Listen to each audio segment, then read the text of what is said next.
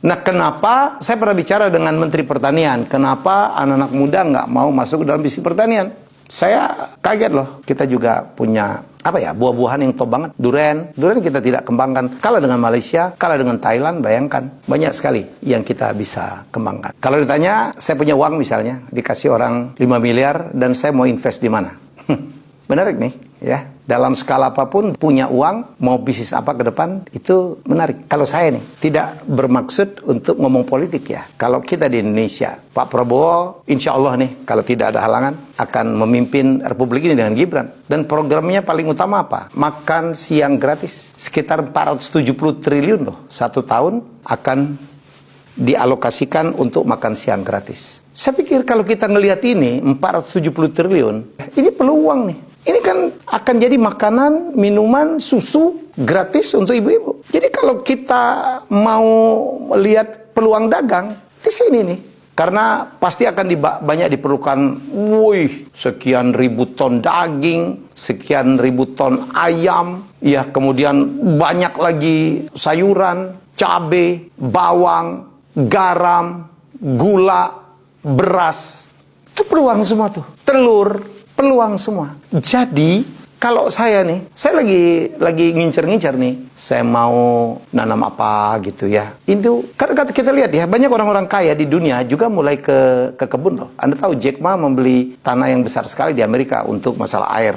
Untuk di sana ada sumber air luar biasa. Saya dengar juga Jeff Bezos dan beberapa konglomerat itu semuanya berkebun. Dan isu itu sebenarnya kalau kita wrap up itu disebut dengan food security. Apalagi Indonesia nih. Penduduk kita ntar lagi 280 juta loh. Dan kita kekurangan bahan makanan, come on. Kita daging impor, beras impor, susu 80% impor. Bawang mungkin juga kadang-kadang masih impor. Kedelai masih impor. Jagung masih impor. Wow, inilah peluang.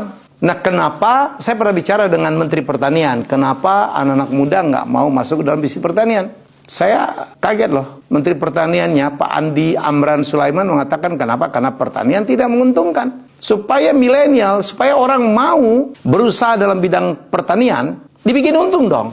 Kita lihat apa yang membuat tidak untung. Satu, pupuk mahal sekali. Ternyata di pupuk itu banyak oligarkinya sehingga membuat harga pupuk mahal. Nggak seharusnya harga pupuk yang ke petani itu, walaupun disubsidi, semahal itu. Nomor 2, benih. Yalah, kalau benih kita bisa mendatangkan yang terbaik. Jadi, nomor 3, mau nggak mau, kita harus melakukan masinasi. Vietnam sekarang, Thailand di atas kita, sekarang Vietnam di atas kita. Apa yang dilakukan oleh Vietnam? Mereka melakukan masinasi. Vietnam kan penduduknya banyak juga, tetapi dia tidak lagi mau terlalu terpaku kepada kalau pertanian itu harus padat karya, banyak orang. Tidak.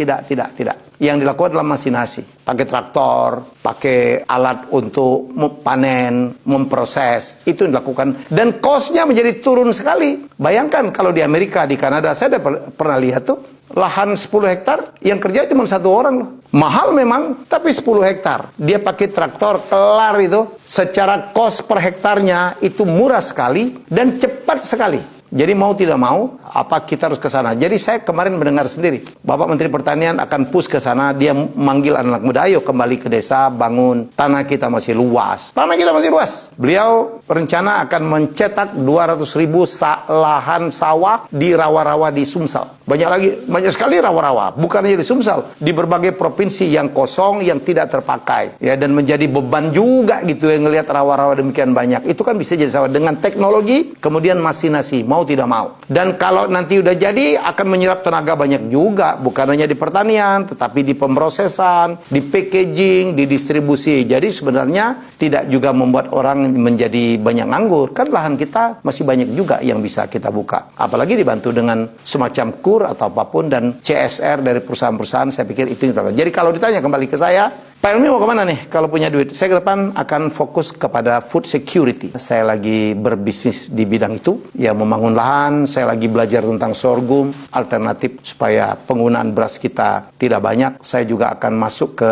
industri lain, terutama dalam bidang pertanian. Jangan lupa ya, kita juga punya apa ya, buah-buahan yang top banget. Durian kita tidak kembangkan. Kalah dengan Malaysia, kalah dengan Thailand, bayangkan. Banyak sekali yang kita bisa kembangkan. Jadi selamat mencoba, semoga ini menjadi inspirasi. Yang paling jelas ke depan, kalau saya ditanya, saya akan masuk ke pertanian. Di luar dari perusahaan saya yang ada dalam bidang digital.